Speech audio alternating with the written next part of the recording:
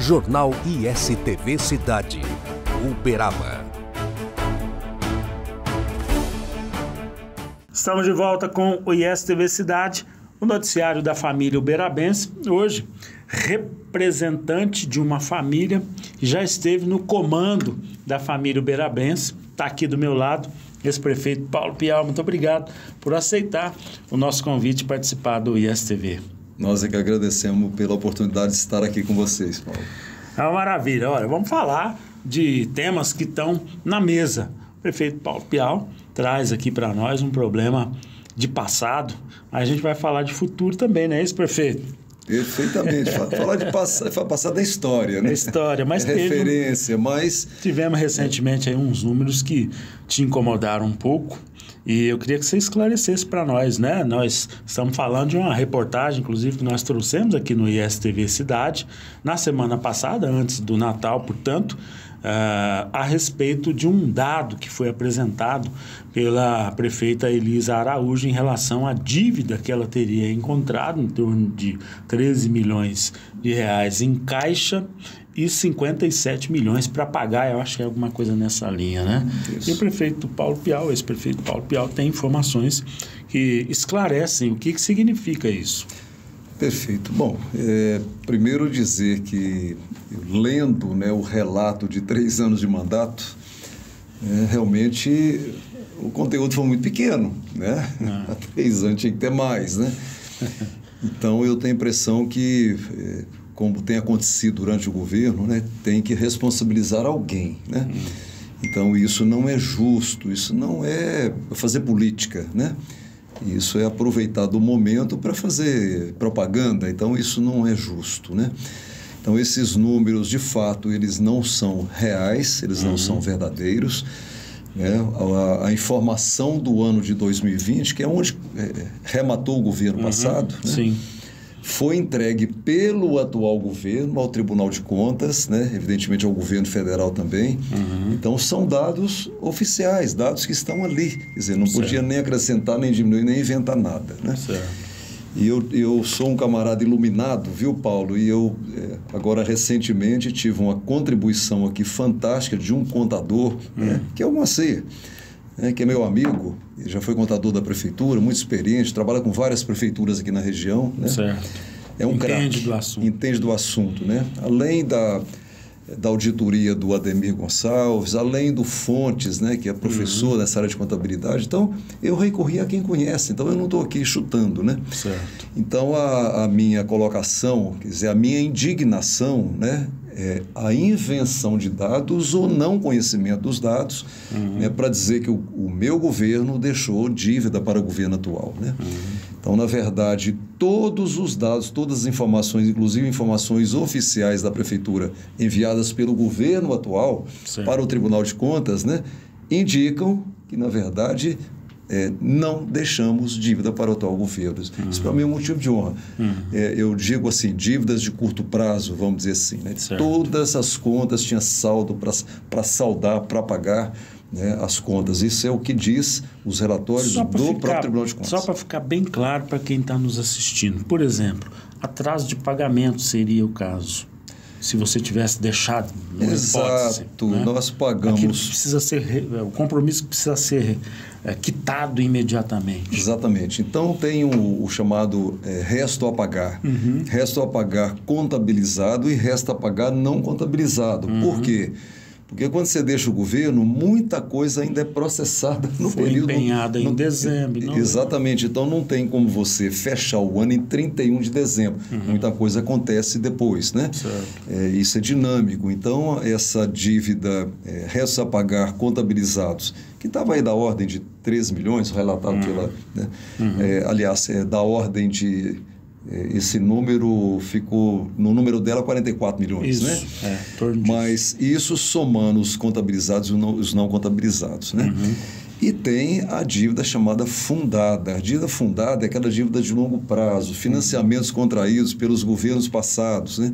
Financiamento de 20 anos ou 30 anos. Exatamente, né? Até hoje ainda é mencionado Água Viva, né? Então imagina, veio lá do governo do Marcos Montes. isso é normal. Ela está contraindo financiamento agora, né? A gente sabe das informações, então ela vai deixar dívida fundada para os próximos governos. Nem o próximo, os próximos, né? Isso é coisa natural. Então, eu acho que foi um lance assim, mais de infelicidade ou de desinformação para criar essa polêmica, né? Porque ficar falando de passado é importante você ter a referência, mas a gente não pode criar, né, um cavalo de batalha, ficar gastando o nosso precioso tempo, né, de TV, de rádio, né, falando de picuinha muitas vezes, né?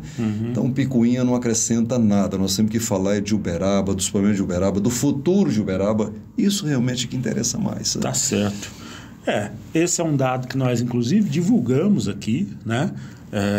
E, sem dúvida nenhuma, veio a resposta do ex-prefeito Paulo Piau Nogueira. Eu espero, né, que isso fique muito claro na cabeça do nosso telespectador, né? E a vontade não é só minha, sabe, Paulo? É importante a população entender isso, porque ninguém governa sozinho, né? Um prefeito é um time, né? Todas as áreas jurídicas, a área contábil, a financeira, né? As áreas técnicas. Então, quando diz alguma coisa relativa ao governo passado, mexe com todo mundo, porque todo mundo sabe o que aconteceu, todo mundo é inteligente, todo mundo sabe fazer conta. Né? Então, na verdade, eu sou apenas um ponto em que o pessoal fala assim, isso está errado, isso não é assim. Isso. Então, a nossa reação é muito em função disso. É uma reação do grupo, não é uma reação do Paulo Piau só. Tá certo. Eu estou representando o grupo para colocar a verdade na mesa. Né? Pingo no i. Pingo no i, exatamente.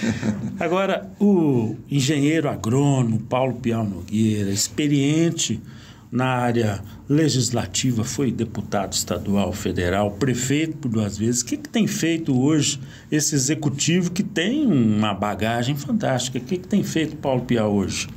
Ô Paulo, eu resolvi dar uma afastada do poder público. Foi uma decisão minha, né? Certo. Poderia ter procurado alguma coisa, chegaram até a me sondar, né, para alguma coisa Belo Horizonte, Brasília, mas eu falei assim, eu vou afastar, sabe? Porque tem tanto tempo de poder público. Isso está sendo tão bom, né? Você dá uma reoxigenada e você começa a ver o poder público de fora. Né? Quando você vira um pagador de imposto, né, e não um recebedor, você está no poder, você é recebedor de imposto. Quando você está na iniciativa privada, você é um pagador de impostos, né? Então, você está do outro lado do balcão. Isso está fazendo um bem para mim. Isso é tão salutar, até para uma avaliação das decisões que você tomou tanto, seja na Assembleia Legislativa, seja lá no Congresso Nacional, seja na própria Prefeitura, ou seja, a gente amadurece. Então, no fundo, a gente está hoje com um trabalho de consultoria em parceria público-privada. Né? Nós estamos trabalhando aí muito em São Paulo, mais em São Paulo do que em Minas. Né?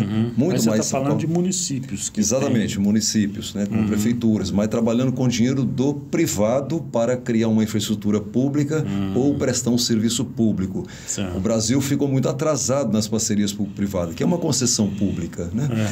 Mas está retomando, tanto é que no PAC do governo federal hoje, né, quase a metade dos recursos são concessões e parceria público-privada, né, o restante lá do orçamento da União. Então, o Brasil descobriu que PPP, parceria público-privada, é um instrumento. Por quê?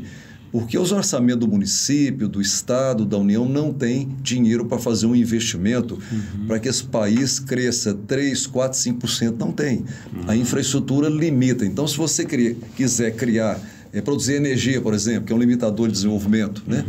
Você não precisa da CEMIG, que é uma empresa pública, não precisa do Estado, né, do poder público investir. O privado investe, né, e faz melhor e mais barato. Com mais, né? Competência, evidentemente. Com mais competência. Então, em todas as áreas que às vezes o poder público está metido, menos justiça, menos fiscalização, educação, e menos polícia, né? Até educação, construir prédio e dar manutenção em prédio, não precisa mais de ser pelo poder público. Né? O corpo técnico pedagógico, não, esse é público, né? Da escola pública. Mas construir prédio, dar manutenção em prédio, o privado faz tudo isso. Construir hospital, dar manutenção ao hospital, o poder público não dá conta, né? Literalmente não dá conta. Então, isso a iniciativa privada faz muito melhor e mais barato, prestando um serviço melhor para a comunidade. Então, essa é a linha que nós estamos trabalhando hoje. Mais ágil, né? Nós estamos vendo aqui, por exemplo, na gestão das UPAs, que no seu governo já teve essa né, parceria privada, o quanto a coisa anda, né, de forma mais ágil. Exato. Se a gente tivesse de construir um novo hospital regional hoje, né, o caminho não seria dinheiro da União, dinheiro do Estado, dinheiro do município. O caminho seria dinheiro do privado para construir e manter. Claro que o corpo clínico aí tudo, no caso é da prefeitura, né, porque aí você não vai terceirizar, né, o serviço em si. Né? A função. Mas né, prédio, manutenção em prédios, tudo é do privado. Muito bem. Eu quero abrir aqui um outro capítulo, porque nós estamos começando o ano de 2024 praticamente, né? Já estamos aí nos finalmente de 2023 e 2024 é um ano eleitoral. Você falou que está num período assim meio sabático, não tanto, né? Porque está atuando na área da PPP. E a política? 2024, o nome Paulo Pial é lembrado, né, para uma eventual disputa. Como é que está essa questão? Está na mesa? Está sendo olhada? Não está? Como é que está essa questão político-partidária? Está no PSDB, né? Sim. Recentemente passou para lá. O Paulo, eu quietinho no meu canto, né? Certo. Quietinho no meu canto, trabalhando, espiando. Mas esse tipo de provocação que aconteceu vai te trazendo para o jogo, né? Mas quando eu falo jogo, não é um jogo individual, né? Na verdade, e eu falo isso até para provocar os outros times, né? Os outros grupos que vão entrar na disputa eleitoral de Uberaba 2024, né? Que construam também, né, os seus projetos, né? Nós, como grupos, estamos... Porque eu sou o último prefeito, eu tenho a obrigação de ajudar, É sempre né, lembrado. a discutir Uberaba, né? Eu sou obrigado, independente de candidatura ou não. Isso aí nem está em discussão isso agora, né?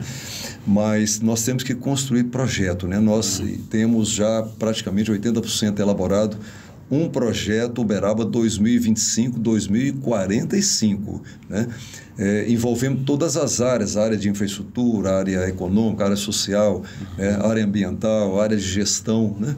Então, que todos os outros grupos também façam esse debate técnico, né, que aí não é político, né, e tente apresentar para a sociedade, né, alguma coisa concreta. O que é que nós queremos fazer com a educação da nossa cidade?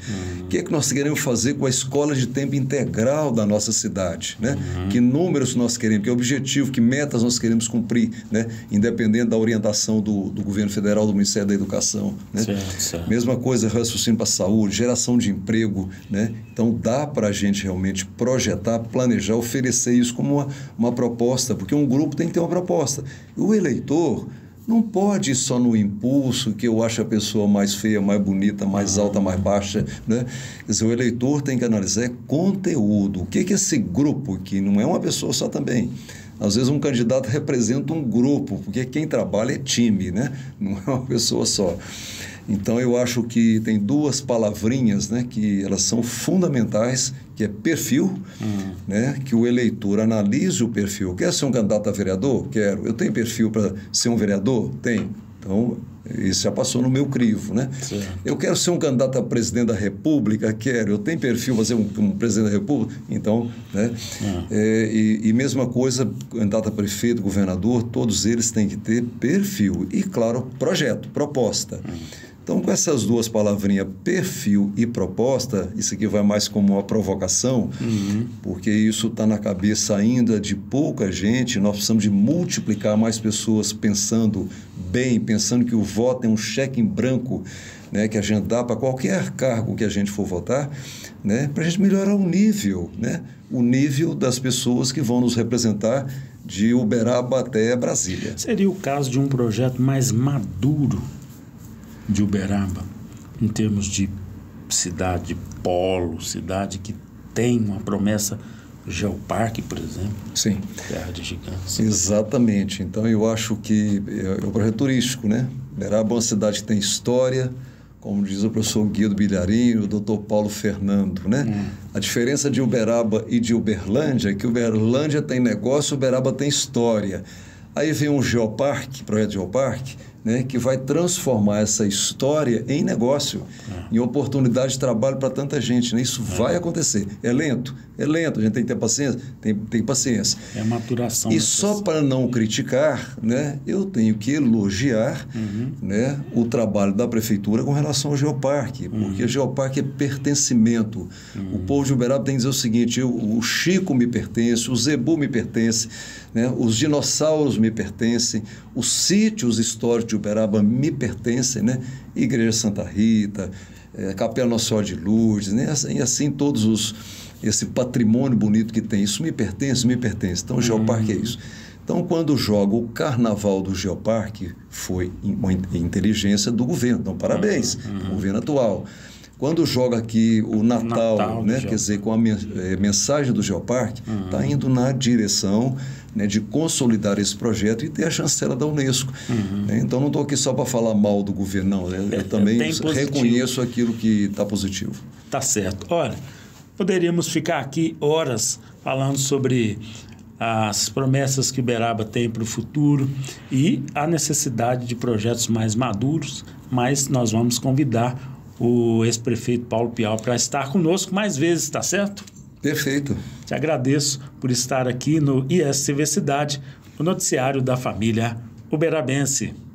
Estamos apresentando Jornal ISTV Cidade, Uberaba.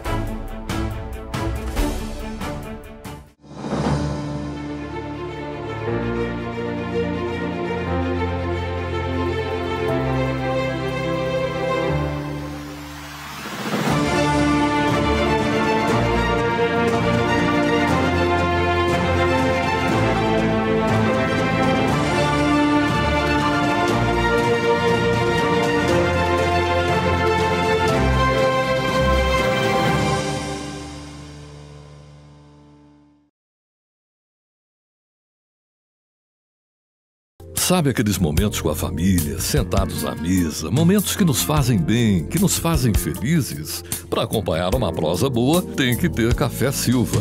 Café puro, direto da roça, produzido com tecnologia sem contato manual. Para uma qualidade diferenciada, deixa a gente fazer parte desses momentos da sua vida. Telefone 034 991 59 39 39, atendendo toda a região.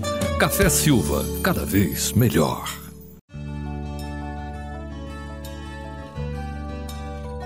Essa semana completamos 90 dias de funcionamento da nossa unidade de pronto atendimento pediátrico. Para mim, que sou mãe de 3 crianças, foi a mão na roda, me ajudou muito.